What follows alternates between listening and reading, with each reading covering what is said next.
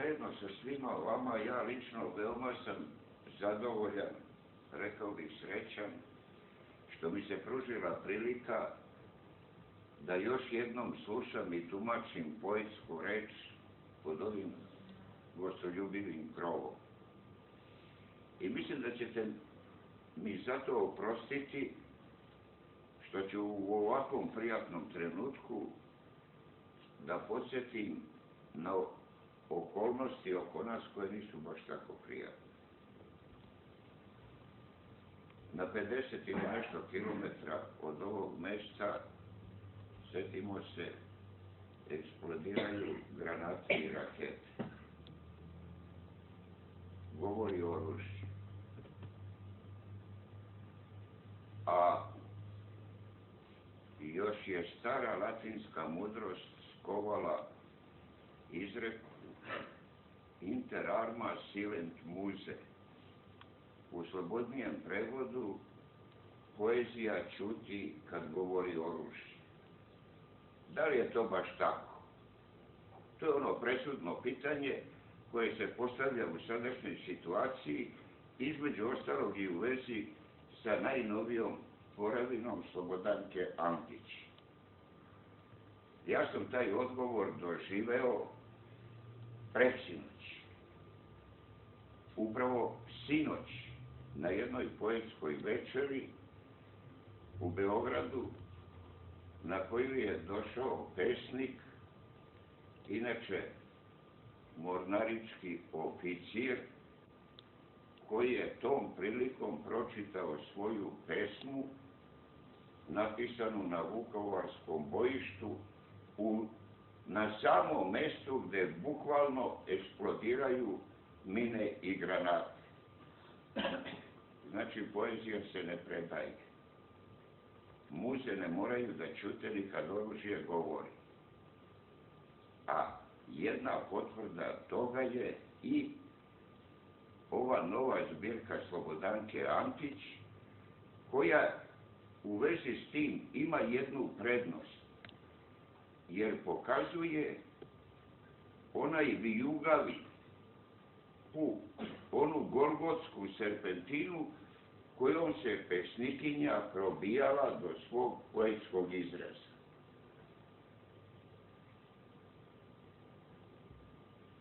Pre svega, mene je impresioniralo to da je autorka počela da peva o samoj pesmi. To nije ništa novo u istoriji književnosti. Pesnici su od uvek pevali o svom pesništvu. Ali oni su ranije pisali pohvale pesništvu. Međutim, takva reč Slobodanke Antić, i u tome je njena osobenost, intonirana je kao kritika pesništva. I prizvuk te kritike osjeća se između ostalog. U njenim stihovima navodi o dragulju u očima nad raskomadanom pesmom. Ova autorka, osjećajući intuitivno sudbinu pesništva, proširuje tu sudbinu sa stiha na jezik uopšte i vidi da jedna smrtna agonija pogađa ne samo pesmu, nego i ljudsku reč uopšte. I onda ona intonira ovakvo kazivanje o ljudskom kazivanju. Na jednom mestu konstatuje da je pod grkljanom reč priklana. I onda šta ostaje čoveku? Pesnikinja odgovara, reč nemušta, znači ćutanje. Ali time golgotska drama ljudske reči i njenog stvaraoca ne prestaje, jer pesnika s jedne strane pritiskuje reč nemušta, odnosno reč priklana, a s druge strane nabujalo, agresivno, nametljivo praznoslovlje, o kome ne treba mnogo da vam govorim, jer ga svi trpimo svakog bogovetnog dana i noći.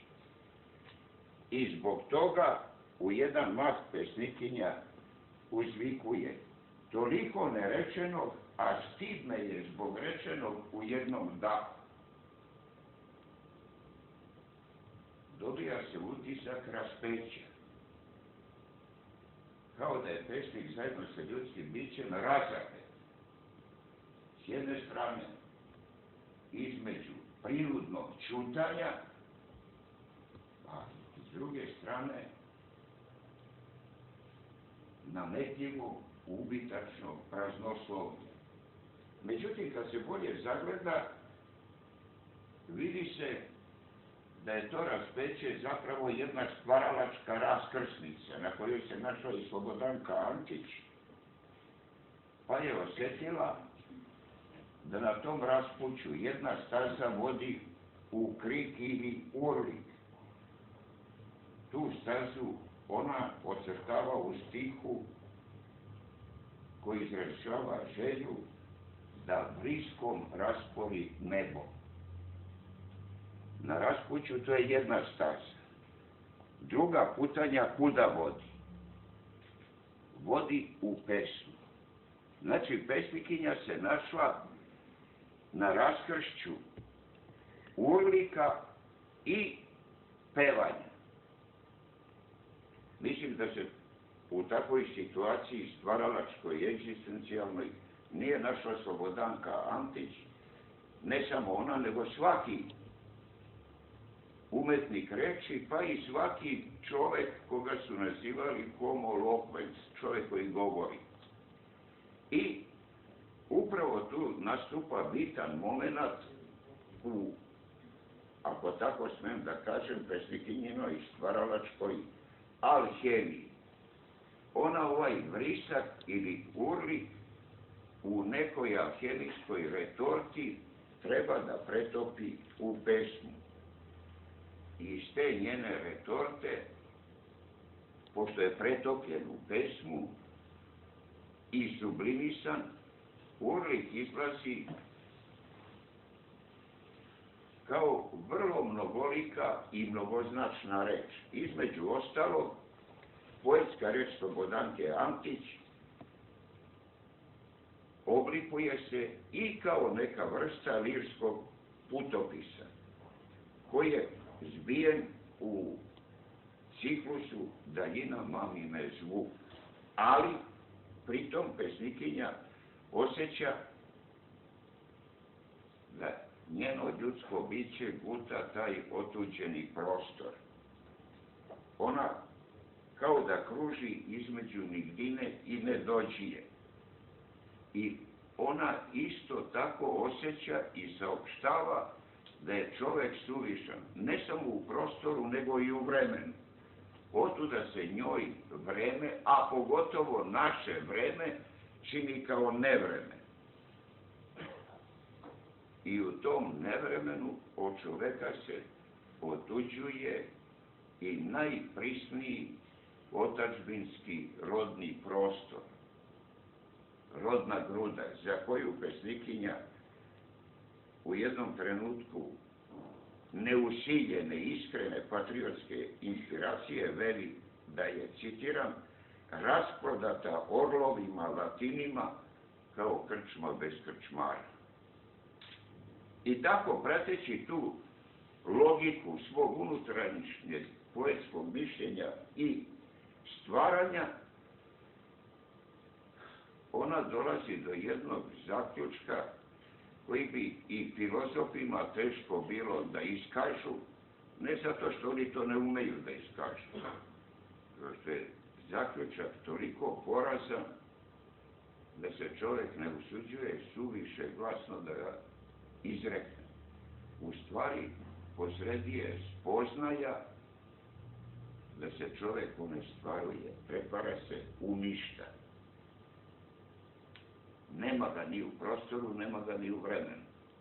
Od čoveka ostaje samo jedna čovekolika seba.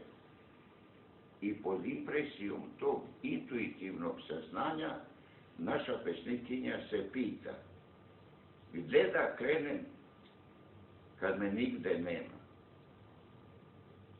Možda je tu njenu intuiciju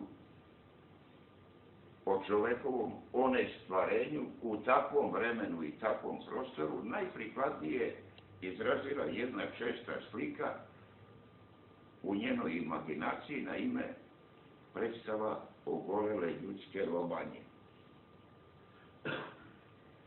Naravno, sve to ne bi govorilo u prilog vrednosti ove tvorevine, kad ne bi bilo rečeno kako valja. A valja onako kako poezija govori na jedan neponovljiv i samo svoja način. Da vas ja ne bi zamarao analisanjem tog izražajnog pesnikinjinog načina, ja ću pokušati da ga ilustrujem samo jednom njenom metaforičnom slikom, koja izgleda ovako. Drum osedlan molitvama. Ukratko, pesnikinja negira čovekovo samoporicanje, između ostalog i njegovo stvarenje koje sam malo čas spomenuo. Negirajući to čovekovo stvarenje, ona negira i čovekov najprisniji rodni prostor, a to je ono što se jednom poabanom rečju naziva domovina. I za nju domovina nije nezavisna apstrakcija, otuđena od živih ljudi koji je naseljavaju. Ta domovina koja je inspirisala jedan uslovno rečeno patriotski ciklus autorkinih pesama, oličena je kako u poginulim rudarima, tako i u mladim ratnicima koji, primećuje pesnikinja, namiguju s našama. Ovdje bi bila zgodna prilika da se kaže nešto o neophodnom osavremenjivanju patriotske poezije, ali ja ću biti slobodan to da prepustim čitaocima i slušaocima ove poetske reči, a u zaključku bih samo iznao svoj utisak da svaki čitalac i slušalac prepoznaje vlastitu sudbinu u rečima kojima je poetesa fiksirala svoj vlastiti put i dramu svoje vlastite reči. I zato mislim da neće biti samo znak neke konvencionalne kurtoazije ako večeras pozdravimo ovakvu novu reč Slobodanke Antić, a apotekarsko merenje na apotekarskim vagama, da li je njena vrednost veća ili manja, ostavimo za drugu priliku. Hvala.